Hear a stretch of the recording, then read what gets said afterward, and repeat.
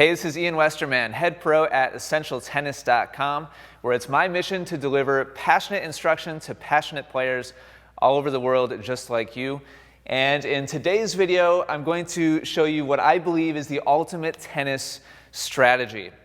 It's incredibly simple, it's incredibly effective, and it's something that I think most tennis players kind of feel like it's too basic, and so they need something more complicated, and they fall into this trap.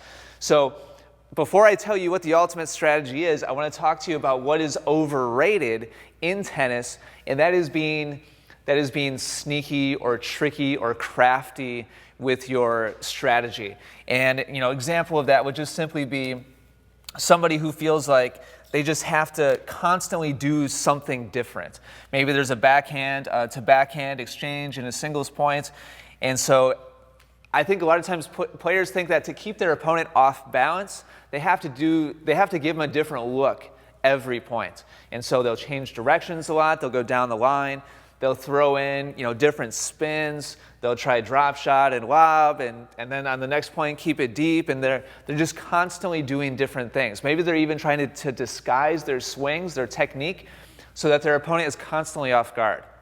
Now, if you can execute all of those different shots back to back to back to back to back correctly and consistently, then great. But unfortunately for most tennis players, whether it be within a singles point or a doubles point, they can't execute consistently.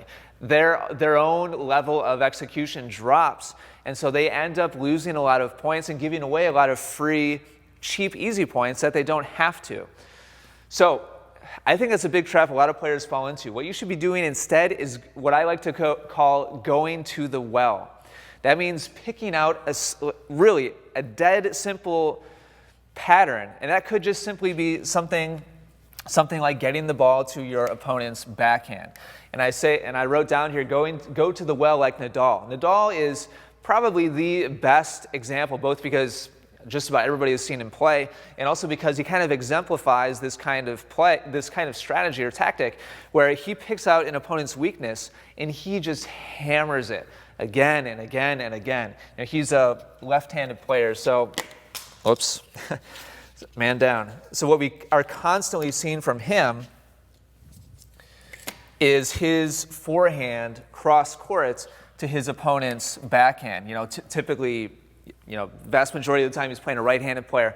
So even when he gets a backhand, he will go to great lengths to run around that, hit a forehand instead, hit it inside in, leave all this court open, but he knows on the next shot he's going to get a forehand again, and so he just continues to hammer that weakness again and again and again.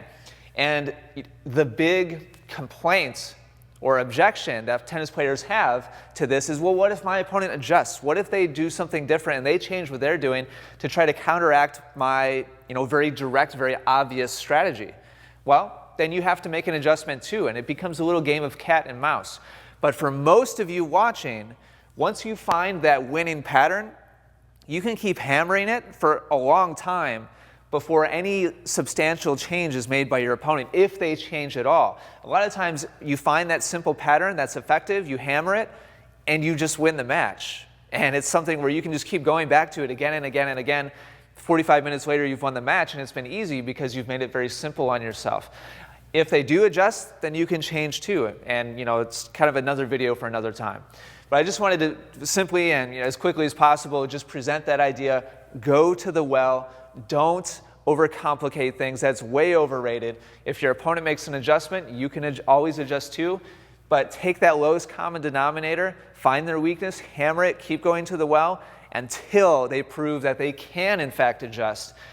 And more times than not, you're probably just going to win the match before they find a good way of doing that anyway.